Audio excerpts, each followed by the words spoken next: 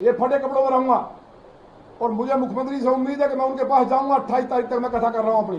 भगवान राम, क्योंकि धर्म का नाश होगा। लौनी में रामराज आया, शत्रुघ्न महाराज ने लवणासुर को लौनी मां का मारा था, इसलिए वहां रामराज का हिस्सा है।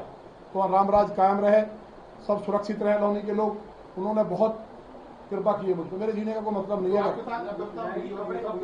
मेरे साथ क्या हुई कि कलश तोड़ दी। तो रामचरितमानस के साथ सारे हिंदुओं के साथ हुआ है। मैंने कहा ना, अगर कमिश्नर ने अपनी मां का दूध पिया है तो नमाज पढ़ी जा रही है, बिना अनुमति के भीड़ इकट्ठी हो रही है। हम तो हमारी बहनें कलश लेकर निकल रही थी, एक नमाज को रोक दें। अभी ईदगाह मैदान में इकट्ठे हो गए लोग बिना अनुमति, रोक दें। और अगर रोक के दिखा दें, जो दिखा रहे कि सनातन की सरकार है, यूपी में रामराज चल रहा है, सब कांप रहे थर थर, लूट मच रही है, सिर्फ हिंदुओं के साथ अन्याय हो रहा है, उनकी जमीनें छीनी जा रही हैं। अगर सनातन की सरकार है तो मेरा चैलेंज है सरकार को कि रोक के दिखाएं। जिस दिन ईदगाह में इकट्ठे होंगे, जिस दिन वो खुलेंगे रोजे, और अभी शुक्रवार को रोक के दिखाए, बंद कर देना, राम कथा बंद करेंगे। ये हिंदुओं की सरकार है। सपा में कभी बंद नहीं हुई, बसपा में बंद नहीं हुई, तो पहली सरकार है मेरी। आप कह रहे हो क्या सवाल है? कब तक कपड़े और नंगे पैर रहेंगे आप? जब तक मैं जिंदा हूं इंसाफ नहीं मिलेगा। चीफ सेक्रेटरी मेरी हत्या कराना चाहते हैं, मुख्यमंत्री जांच कर लें। माननीय प्रधानमंत्री जी से हमें उम्मीद है। गुर्जर समाज सिर्फ प्रधानमंत्री जी के आह्वान पर जुड़ा है, केशव प्रसाद मौर्य जी के आह्वान पर जुड़ा है। सुन लो बात, 17 में उनके कहने वोट दिया हमने। गुर्जर भाजपा को वोट नहीं कर रहा था, बहन मायावती को करता था या दूसरी पार्टी को करता था। सब गुर्जरों के बीच में हम गए कि राष्ट्र के लिए लड़ने वाली कौम है हम। आपको इंसाफ कैसे मिलेगा? क्या चाहते हैं? अब इंसाफ मिलेगा, ठीक है, नहीं प्राण त्याग देंगे। क्या कुछ नहीं, हम मुख्यमंत्री जी से चाहते हैं कि चीफ सेक्रेटरी को जेल भेजें, और जिन्होंने मेरे हत्या की साजिश की है। कमिश्नर तो केवल लूट का एक अड्डा है, उसे तो केवल शराब चाहिए बोतल एक शाम को। और जो कुकर्म कर रहे हैं, जो लूट हो रही है, आप सब जानते, छुपा नहीं है। लेकिन आप अगर दिखा देंगे तो बड़ी कृपा हो जाएगी। मैंने तो कई स्टिंग करा लिए रिश्वत लेते हुए। मैं सूची दे दूंगा ड्रग्स की। लोकसभा चुनाव में आपका कहना है कि 76 सीट आ रही थी, कुछ लोगों ने पैसे बांटे, कौन थे भैया? वो हम सब बता देंगे, नाम तो बता दीजिए। नाम बता देंगे जिनने बांटे। किसने बांटे? कौन कर रहा था, कौन लड़ा रहा था, ये सब सबको सब पता है। बता देंगे, कुछ मर्यादा है, वो भी समय आ रहा है। क्या भारतीय जनता पार्टी का ही व्यक्ति है? अरे भाई, और कौन कर सकता है? भाजपा को कोई हरा सकता है, दूसरा क्या?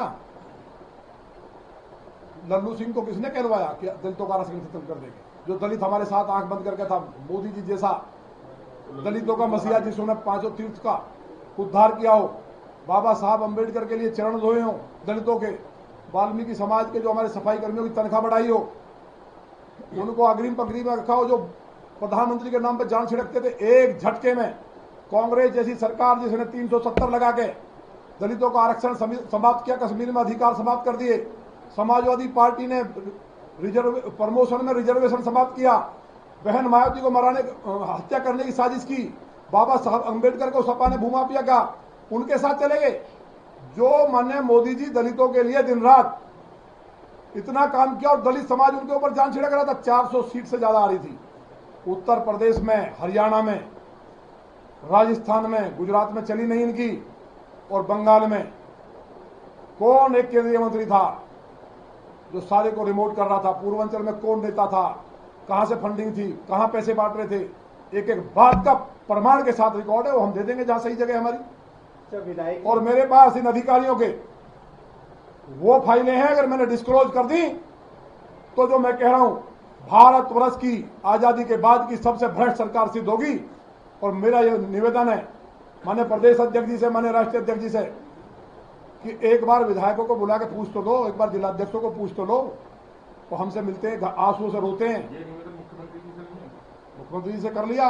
अधिकारी पहले कह देते हैं जी तो विधायक चोर है, सारे विधायक बेईमान है। हमने कहा हमारा जांच कर लो ना। मेरे खेत तक नपवा दिया यार, अब तुमको सब पता है।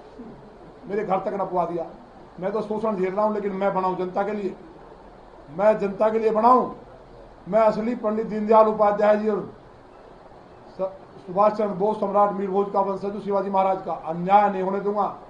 एक भी मेरे आदमी को छेड़ा, मेरी बहनों के साथ अन्याय हुआ है, मेरे टुकड़े हो जाए, मुझे 100 गोली पुलिस मार दे। अगर लौनी में किसी बहन को, किसी भाई को छेड़ा तो वो होगा जो सोचा नहीं है।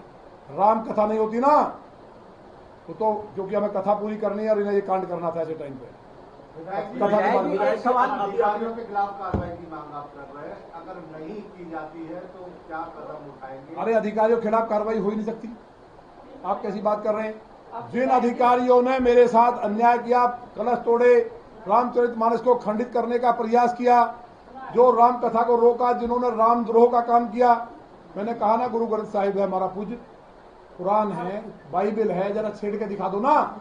बहुत बड़े हिंदू, ये तो हिंदू हैं बहुत बड़े, इन्होंने तो मुसलमान खत्म कर दिए।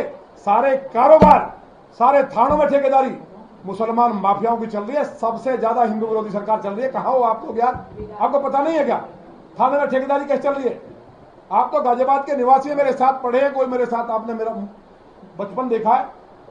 विधायक जी, आपने बोला कि आपके ऊपर चोर जैसे शब्दों का इल्जाम करा दिया, आपकी खेत की पैमाइश करवा दी, आपने भ्रष्टाचार के आरोप लगाए। अभी आप कह रहे हो कि सिद्ध करें ना।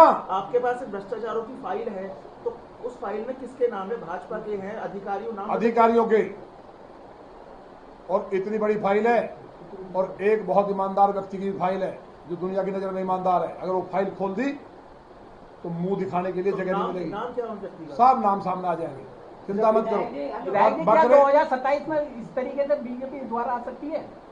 अब देखिए, बीजेपी नहीं आई तो हमारी बेटियां नहीं बचेंगी, इसलिए बीजेपी का आना जरूरी है। मुझे उम्मीद है माननीय मोदी जी इस बात पर ध्यान देंगे, माननीय राष्ट्रीय अध्यक्ष जी ध्यान देंगे, प्रदेश अध्यक्ष जी हाथ जोड़ के निवेदन है, और मुख्यमंत्री जी के ऊपर जो तंत्र कराया गया है उससे अगर वो मुक्त हो गए तो वो भी ध्यान देंगे निश्चित तौर पर।